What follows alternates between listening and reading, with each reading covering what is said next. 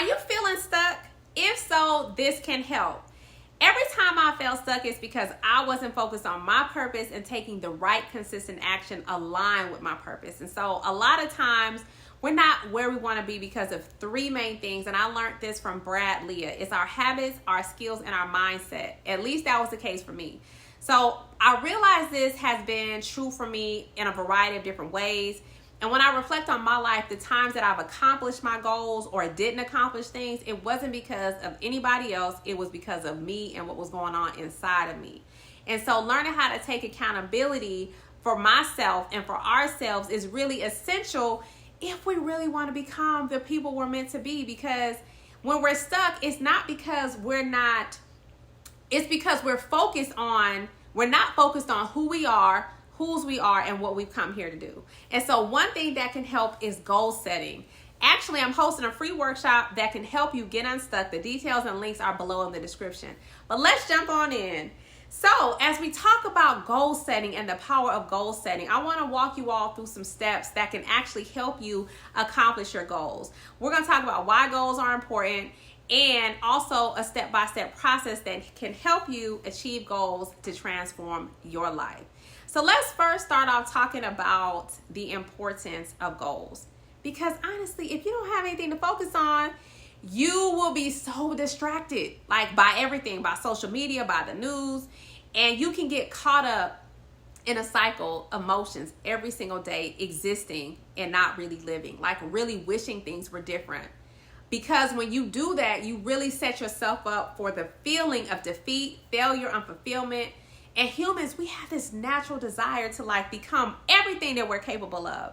And when we're not feeling like we're really doing what we're able to do, it can create anxiety, depression, all types of addictions, and even create emotional and physical, spiritual dysfunction. Who wants that? Like, enough is enough. So why is goal setting important, you might ask? So setting goals helps to provide us with many benefits. First of all, it gives us clarity about what we want to achieve. It helps us to prioritize our actions. It helps to get us out of our comfort zone. It fosters growth and personal development. And honestly, it can help boost our motivation because honestly, we have to learn how to become our own cheerleaders. Like, in life, these are hard and challenging, and you're not always going to have somebody there to cheer you on. So we got to learn how to become our own cheerleading. Make sure when you set your goals, it's not for your mom, your daddy, your man, it's for you. So take some time to ask yourself what you really want. Like, really reflect. For me, I was addicted to asking everybody else, being so indecisive, what they thought. But the person that mattered the most, me, is who I should be asking. So let's start by understanding what goals are. Goals are specific, measurable, and achievable targets that we set for ourselves to accomplish specific milestones over a period of time. They help to give us direction, and they help to give us motivation to work for something meaningful. So y'all, recently I wanted to lose 10 pounds, and I decided that I was going to do it quick, efficient, and effective by changing my diet. Very first thing I set out to do to create this goal is because I wanted to feel better about me. Like, I wanted to take better care of myself. I wanted to work on my self-discipline, which is an area that I have struggled with. And also, I wanted to work on my life and my eating. And the very first thing I did was I reflected. So for you all, you want to reflect. Like, I thought about what I wanted and why I wanted it. And honestly, I wanted my son, Amir, to start eating more fruits. Y'all, he does not want to eat fruit. So I'm trying to get him to start eating more fruit. And I wanted more energy. I wanted a sexier, flatter stomach.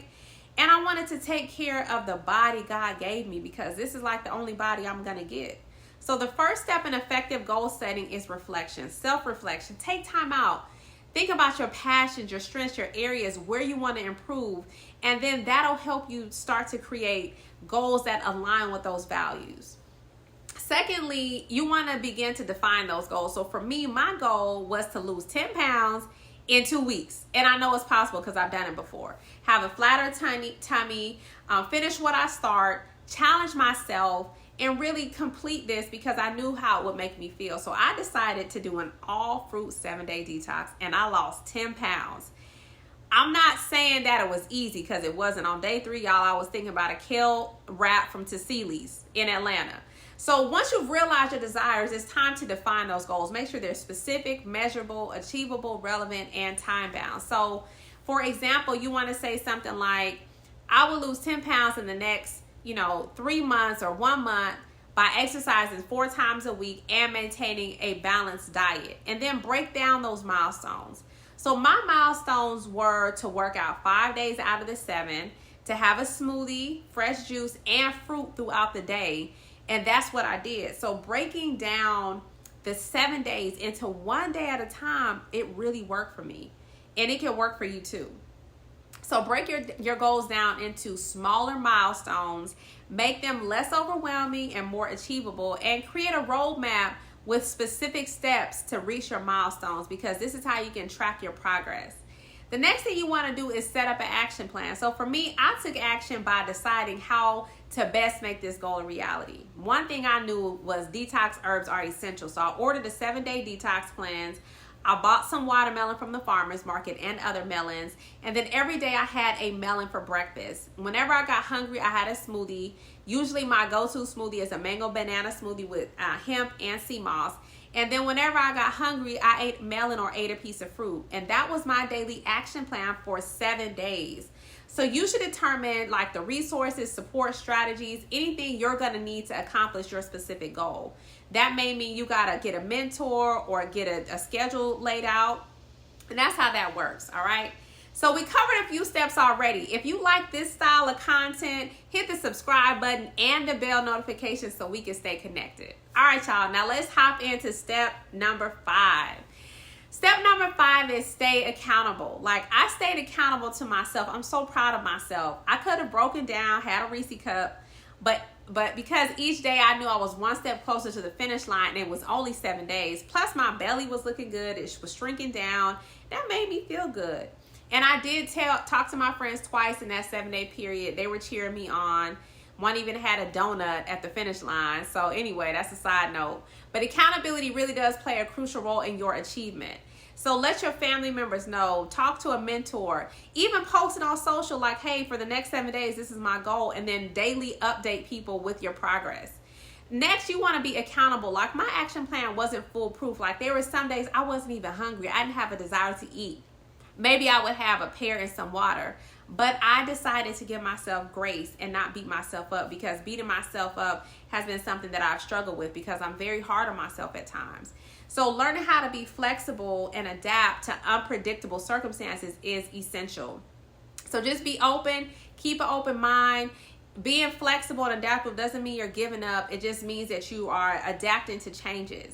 And next, you want to celebrate your progress. So for me, y'all, I celebrated by looking in the mirror and saying, dang, girl, you fine. Turning and twisting, looking at my flat stomach.